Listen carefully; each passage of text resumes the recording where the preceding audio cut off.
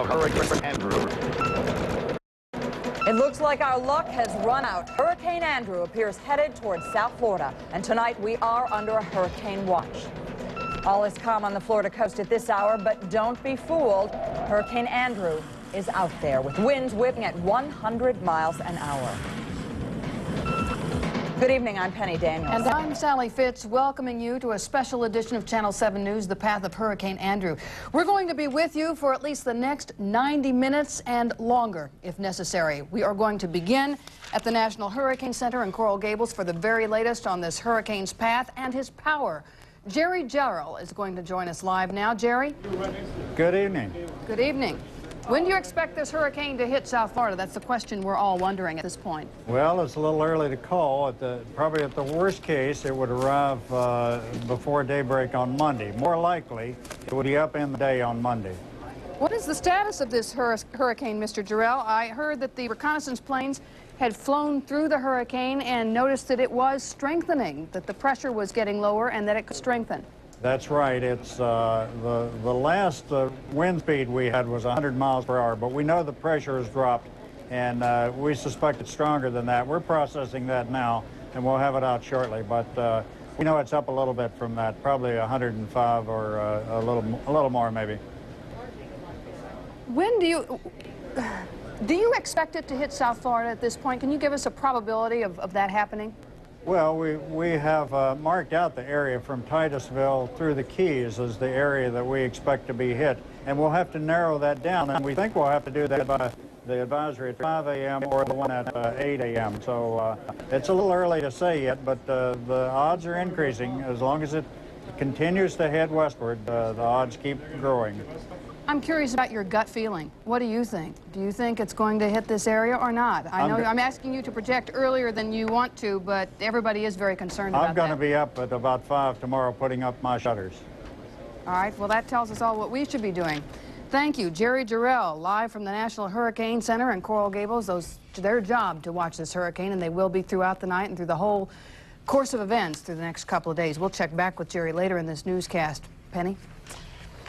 If you want to know what to expect from Hurricane Andrew, you can keep an eye on the Bahamas, because unless the hurricane changes course, he will hit there before reaching Florida. Right now, we're going to go to Jillian Warry, who is live in our weather center. She's been tracking the storm all day long. Jillian. Well, Penny, you're absolutely right in saying don't be fooled by the calm before the storm, because right now that's exactly what's happening. We anticipate, again, its arrival by Monday. We've seen numerous amounts of things happen over the course of this storm developing, and right now he has strengthened, and as Jerry mentioned earlier, the reconnaissance aircraft up there, the pressure is dropping. That's not exactly good. The winds are picking up now, 100 miles plus, and it continues to move west at about 15 miles an hour. Now, these are the latest coordinates. It's about 575 miles east of Miami, latitude 25.8 north, longitude 71.0 west. Again, moving to the west at 15 miles per hour. Now, keep in mind and also into consideration that although the eye of the hurricane is right here, the hurricane winds extend about 30 miles in a radius around that, and the storm force a good 85 miles. So you've got to subtract that from this distance right here, and you've got to figure, well, 80 miles, that's 500 miles away, really, if you anticipate the amount of strength that is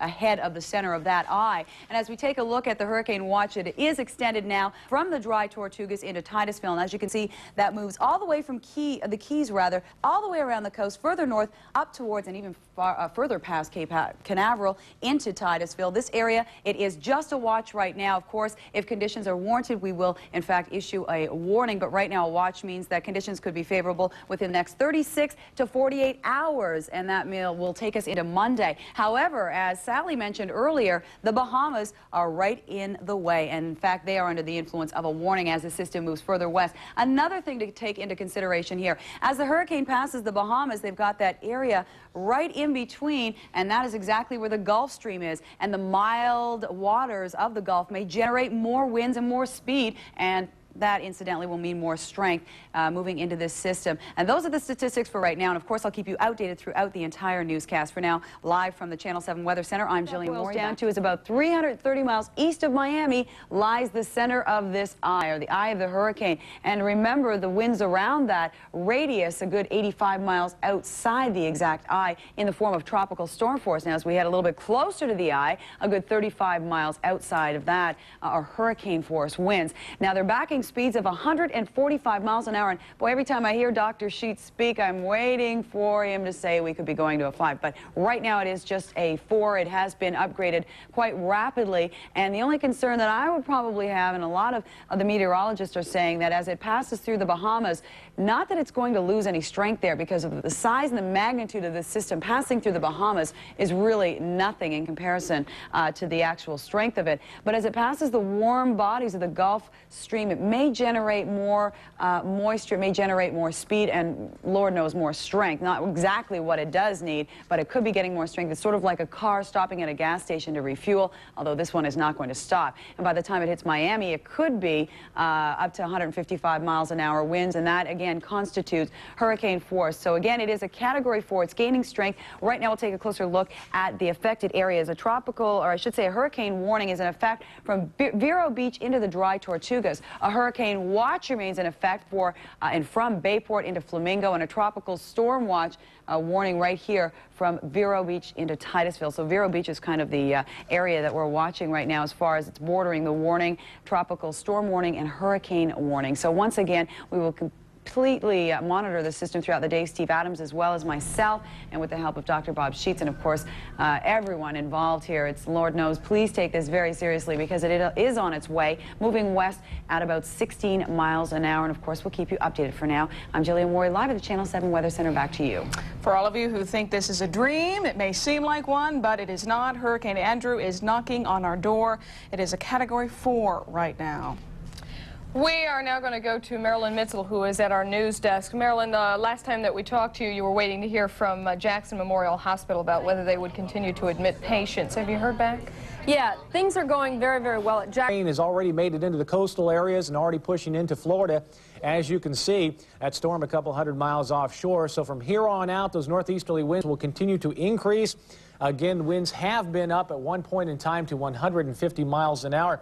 And you know, Rick, that takes us to another question. What happens once it gets across the peninsula and into the Gulf of Mexico? I guess we're dealing with the immediate right now, but we could have some problems once it's over there. Let's get back to that theme in just a little bit. Right now, let's introduce Michael Williams into this conversation. Tom, don't go away. Stay right where you are, because Michael may have some questions for you. Michael, are you there? Yes, Rick. Michael, we're looking at that satellite picture that we've been talking about now all this time, and you know, when you look at that picture, we could see a little speck right there where that line is, that latitude line that Tom just referred to. That is where you are, and the eye of the storm is going to be passing, it looks like, less than 40 miles above you. Well, that's accurate, Rick, and believe me, right now we feel like we're on a very little speck indeed out here in the Caribbean, about a 21-mile by 7-mile speck to be more precise, New Providence Island. And I must tell you, Rick, it's a very eerie feeling listening on the phone for the past hour or so to the frantic preparations that go on there and looking out my window and seeing the fearsome reason for it. Darkness came early, and Rick? Yeah?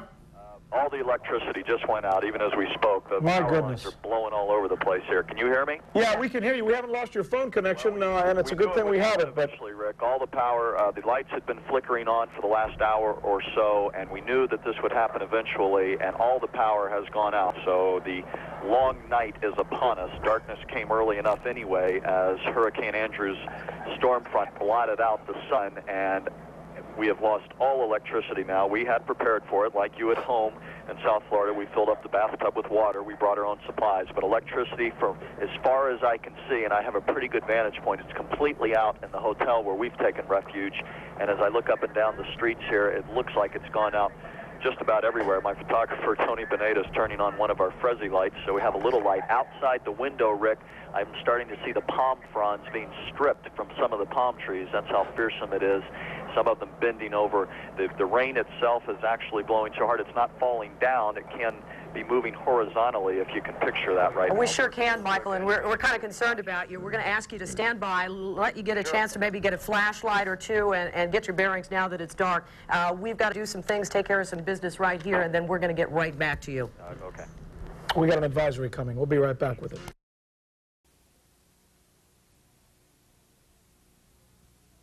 Last night and earlier this morning, Craig, and people were frantic. There was like a 3-hour wait at one point. What is it like there now?